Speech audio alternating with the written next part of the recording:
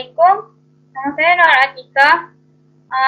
Dan ahli grup saya ialah Asma dan Ain Fatimah Dia. Tajuk kami ialah misi menangkap dan menyelamat haiwan liar.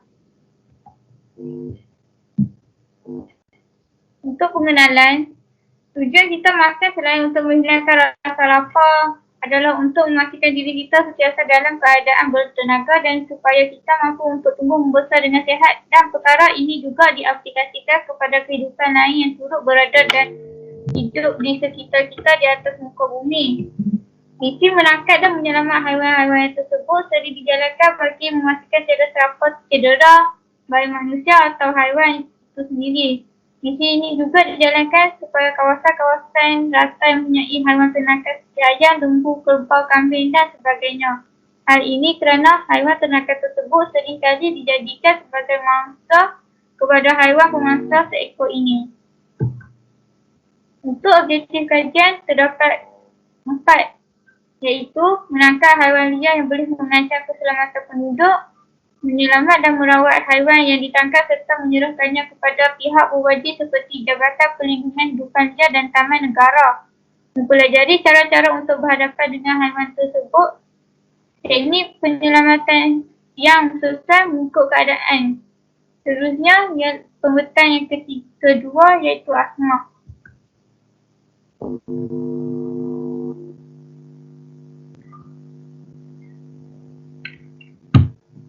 Okey, baiklah.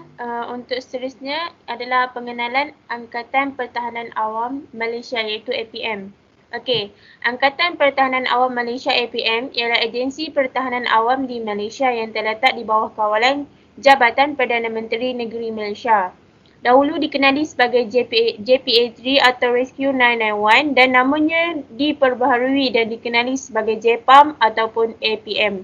JPAM atau APM juga dikenali terlibat dalam beberapa buah misi seperti misi mencari dan menyelamat manusia dan juga haiwan.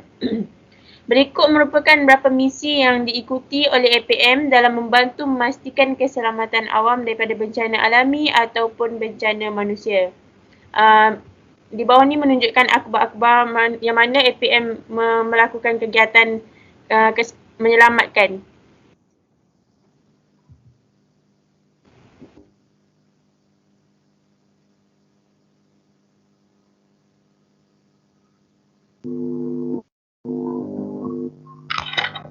Okey, seterusnya tindakan APM secara umum. Okey, tugas APM ni bukanlah tertumpu pada misi menangkap dan menyelamat haiwan liar sahaja. Mereka juga merupakan lapisan ketiga pertahanan negara selepas Angkatan Tentera Malaysia dan Polis Diraja Malaysia. Perkara ini amat penting kerana mereka memainkan peranan mereka tidak kira masa sama ada semasa negara dalam keadaan aman ataupun menghadapi peperangan. Okey, misi mereka yang utama adalah untuk menjaga keselamatan orang awam semasa berlaku peperangan, kiranya negara berlaku peperangan. Kedua-duanya pula membantu masyarakat dan menyediakan keselamatan buat orang awam merupakan tujuan mereka. Hal ini termasuklah ketika kawalan rusuhan, pencegahan binatang serta memberi bantuan kecemasan. Okey, seterusnya saya akan berikan pembentangan saya kepada pembentang yang ketiga iaitu Aina Fatimah Dia. Okey, sekarang kita akan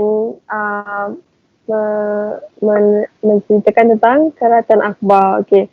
Dekat dalam keratan akhbar ni, dia menunjukkan bahawa pihak APM berjaya menangkap seekor ular sawa seberat 60 kg yang panjang dia panjang 18 meter dan laporan ni dan pihak APM ni dia mendapat panggilan daripada seorang pekerja ladang di mana pekerja ladang tersebut dia mendapati bahawa ada seekor ular ni dia masuk ke dalam kandang milik majikan dia untuk makan haiwan ternakan untuk makan salah satu haiwan ternakan dekat dalam kandang tersebut. Tapi disebabkan tindakan dia ni yang pantas bertindak, dia cepat-cepat call pihak yang berwajib, contohnya macam APM. So APM datang selepas panggilan tersebut dibawa pada pukul 11.56 pagi dan menangkap haiwan eksotik tersebut. So lepas APM datang tu, APM mengambil masa kira-kira 20 minit untuk menangkap haiwan tersebut sebab semasa dalam penangkapan tu haiwan tersebut cuba untuk berlawan lah ataupun melarikan diri. Dan semasa proses untuk menangkap haiwan tersebut, pihak APM menggunakan peralatan khas untuk menangkap ular.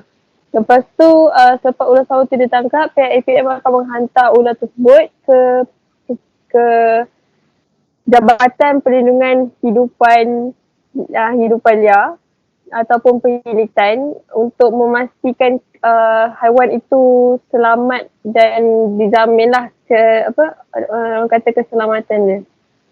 So dekat sini dapat kita lihat bahawa sekiranya kita menghadapi situasi yang seperti ini ataupun berhadapan dengan situasi yang di luar kemampuan kita, kita hendaklah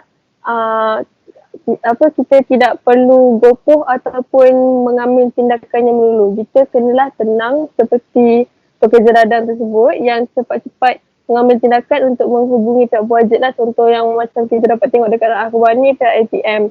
Dia mengambil keputusan untuk menelefon APM supaya APM sendiri yang akan menangani masalah tersebut sebab dia tahu yang dia kurang kemampuan dalam mengendalikan perkara-perkara macam ni, terutamanya berhadapan dengan haiwan yang orang kata berbisa ni lah.